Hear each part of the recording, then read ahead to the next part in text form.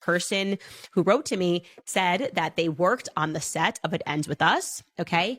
And that the villain in this entire story is not Blake Lively, it's not Justin Baldoni, but it is Ryan Reynolds. Blake Lively's flawless image is falling apart.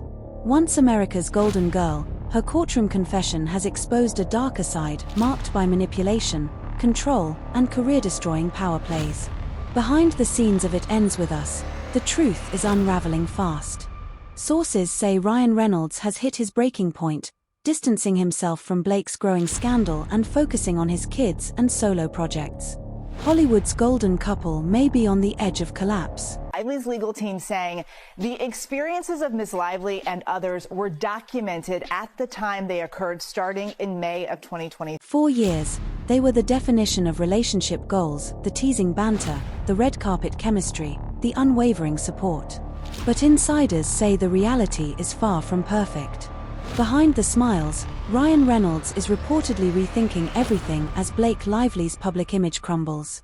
His reputation for authenticity now clashes sharply with the manipulative persona Blake's actions seem to reveal. It all began in December 2024, when the New York Times ran a shocking exposé titled "We Can Bury Anyone Inside a Hollywood Smear Machine." The piece painted Blake as the innocent victim of a brutal campaign led by co-star Justin Baldoni, alleging misconduct and targeted attacks. Emotional, dramatic, and perfectly tailored, it fit the Blake Lively brand too well. But now, many are questioning how much of that story was real. Going on to write, Mr. Baldoni acknowledged the complaints in writing at the For months, Blake insisted she'd had nothing to do with the New York Times exposé, claiming the journalists uncovered the story on their own. Meanwhile, Justin Baldoni's reputation was sinking fast. The article had branded him as controlling, predatory, and toxic, labels that stuck and nearly destroyed his career. Then came the courtroom bombshell that changed everything. Under oath, with cameras rolling and the world watching, Blake finally cracked. "Actually, I did give them an interview." 5 quiet words, but they hit like a grenade. The courtroom froze. It was the kind of stunned silence that happens when someone accidentally reveals how the illusion really works.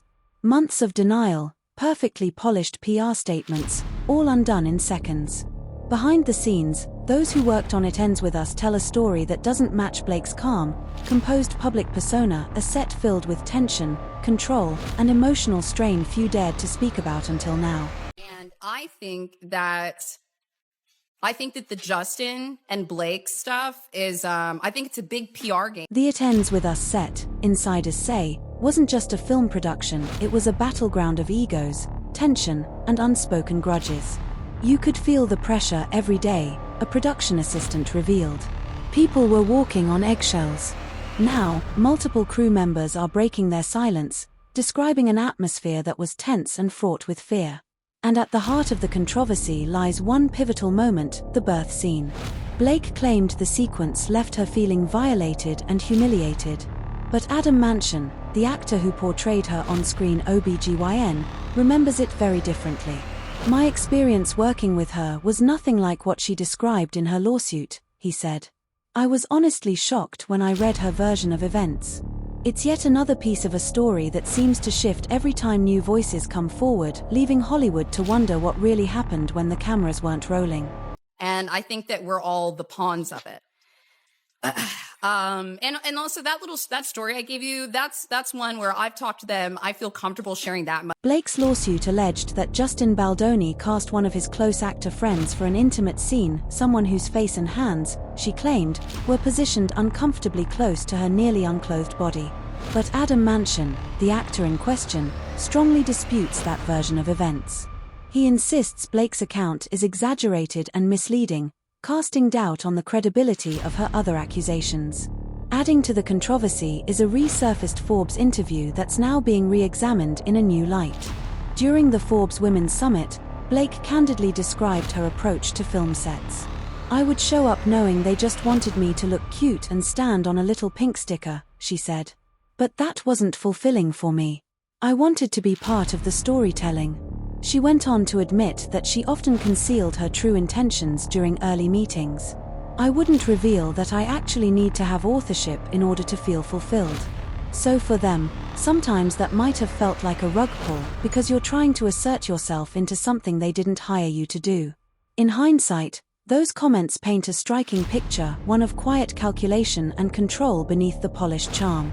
And for critics, it raises the question, was Blake Lively simply misunderstood, or was she always orchestrating the narrative behind the scenes? Because she wasn't doing well on the promo tour for the movie. It was very tone deaf. Her hair care line wasn't doing well. She was trying to sell booze while talking about domestic violence. This candid admission exposes what many now see as a clear pattern, Blake Lively deliberately concealing her true motives to seize creative control. It's exactly the kind of manipulation Justin Baldoni's team claims took place during It Ends With Us. And now, a full-blown legal storm is on the horizon. Insiders say Blake's recent confession wasn't a moment of honesty, it was pure panic. This Monday, June 23rd, powerhouse attorney Brian Friedman, representing Baldoni, is set to file an amended complaint that promises to leave no stone unturned.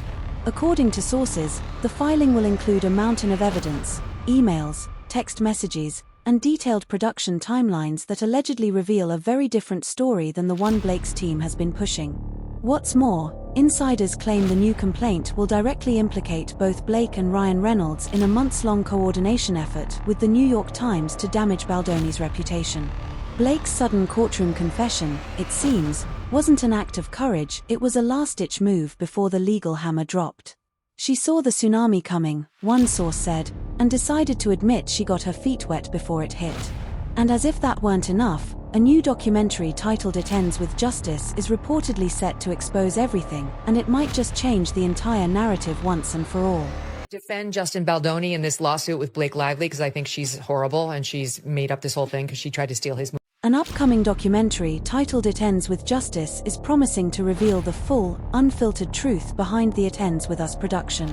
The filmmakers say they've gathered powerful first-hand testimonies from crew members who witnessed what really went on, people who've stayed silent until now, fearing for their careers.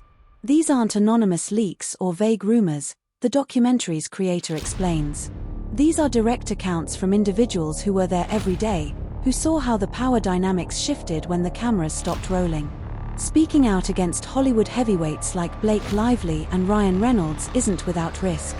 Crew members could face blacklisting or lose future job opportunities. But according to the filmmakers, several have come forward anyway, believing the truth is worth the cost. The documentary also exposes troubling inconsistencies in Blake's version of events. It points out that negative articles targeting Justin Baldoni began surfacing in August 2024, 9 days before his crisis PR specialist, Melissa Nathan, was even hired. That timeline doesn't just raise eyebrows, it raises serious questions about who was actually pulling the strings behind the supposed smear campaign.